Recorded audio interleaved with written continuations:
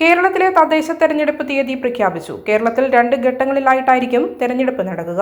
ആദ്യഘട്ട വോട്ടെടുപ്പ് ഡിസംബർ 9-നും രണ്ടാം ഘട്ട വോട്ടെടുപ്പ് ഡിസംബർ 11-നും നടക്കും. വോട്ടെണ്ണൽ 13-ന് നടക്കും. തിരുവനന്തപുരം, കൊല്ലം, പത്തനംതിട്ട, ആലപ്പുഴ, കോട്ടയം, ഇടുക്കി, എറണാകുളം എന്നീ 7 ജില്ലകളിലാണ് ആദ്യഘട്ടത്തിൽ വോട്ടെടുപ്പ് നടക്കുക. രണ്ടാം ഘട്ടത്തിൽ തൃശൂർ, പാലക്കാട്, മലപ്പുറം, കോഴിക്കോട്, വയനാട്, കണ്ണൂർ, കാസർഗോഡ് ജില്ലകളിലും വോട്ടെടുപ്പ് നടക്കും. നവംബർ 14-ന് തെരഞ്ഞെടുപ്പ് വിജ്ഞാപനം പുറത്തിറക്കും.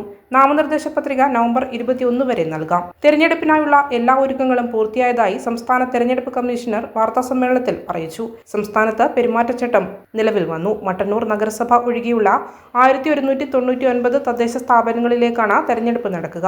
ആകെ 23,576 വാർഡുകളിലായിട്ടാണ് തെരഞ്ഞെടുപ്പ് നടക്കുന്നത്. മട്ടന്നൂരിൽ തെരഞ്ഞെടുപ്പ് പിന്നീട് നടക്കും. സംസ്ഥാനത്ത് ആകെ 33,746 പോളിംഗ് സ്റ്റേഷനുകളാണ് ഉണ്ടാവുക.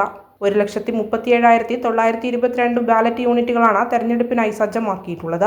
50,691 കൺട്രോൾ യൂണിറ്റുകളും ഉണ്ടാകും. 1,249 റിട്ടേണിംഗ് ഓഫീസർമാരായിരിക്കും വോട്ടെടുപ്പിനായി ഉണ്ടാവുക. ആകെ 1.80 ലക്ഷം ഉദ്യോഗസ്ഥരെയായിരിക്കും വോട്ടെടുപ്പിനായി നിയോഗിക്കുക. സുരക്ഷയ്ക്കായി 70,000 പോലീസുകാരെയും നിയോഗിക്കും. ആകെ 2.50 ലക്ഷം ഉദ്യോഗസ്ഥരായിരിക്കും തെരഞ്ഞെടുപ്പ് നടത്തുന്നതിനായി ഉണ്ടാവുക. മട്ടന്നൂരിൽ തെരഞ്ഞെടുപ്പ് ഇപ്പോൾ നടക്കുന്നില്ലെങ്കിലും പെരുമാറ്റച്ചട്ടം മട്ടന്നൂരിലും ബാധകമാണ്.